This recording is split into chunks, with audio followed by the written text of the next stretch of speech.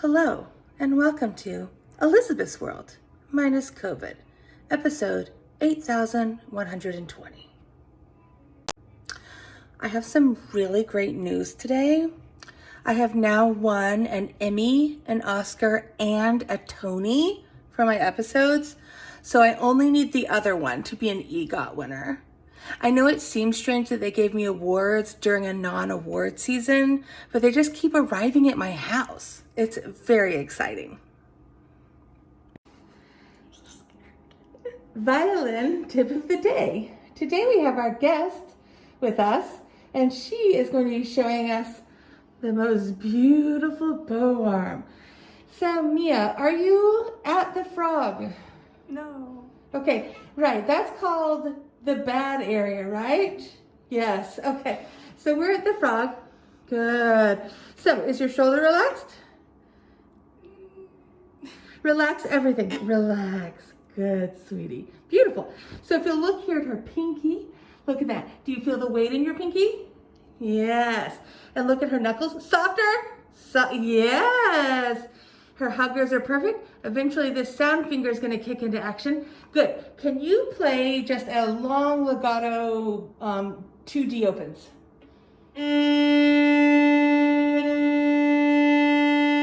Good. So the most important thing here is that when she came up for the uppo, she just pushed. She didn't do anything weird with her wrist. Okay, do it again. Go out. And now what? Stop. Okay, and then push. Right, so did you see that time she dropped her elbow? So we don't want that, right? Go out. And come in. Stop. So you want to stop when they're sort of at their square. And now she's just going to push. There you go, beautiful. And then when we get to the frog, what do we do with our hand? We relax it. Good, can you show us 4 poofs? Fantastic. Look at that, everybody. I'll show you from this angle. Go. And actually, you can see the movement in her fingers, right? Right now. Can you do 8? Gorgeous.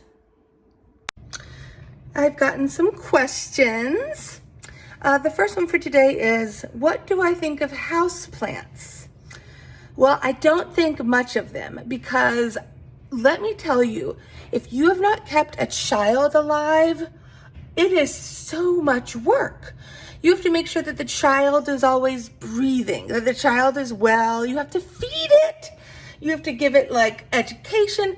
Just growing a child is so hard. I have no idea how people have a dog that you have to like pay attention to, or a plant. So that's a big no from here. If animals could talk, which one would be the rudest? You guys are very creative. I am gonna go after about 15 hours of deep thought on this one and say giraffe. This is why. They're very tall. They're taller than everyone else, so they can like look down on everybody. They have those like nose things. What are those called? I don't know. And they go out and they kind of look like, right? Like maybe they're like the violinists of the animal world. I'm going to include a question and answer at the end where you can supply your rudest animal and then we'll compare.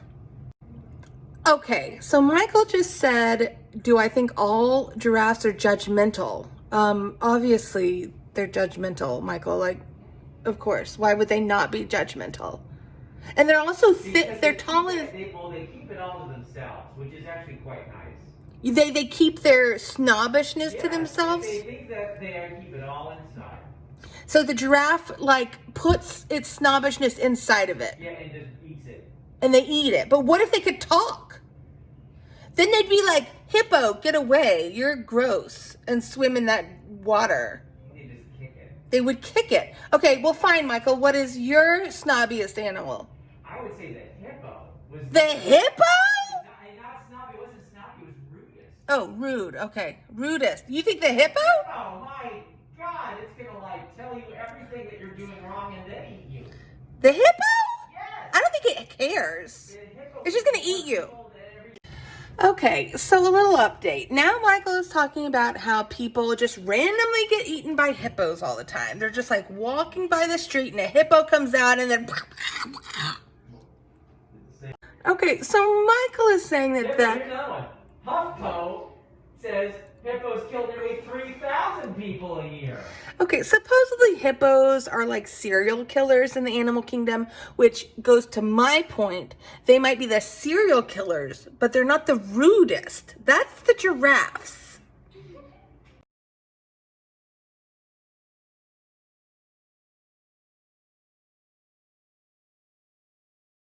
Okay, can you start right there? Ready?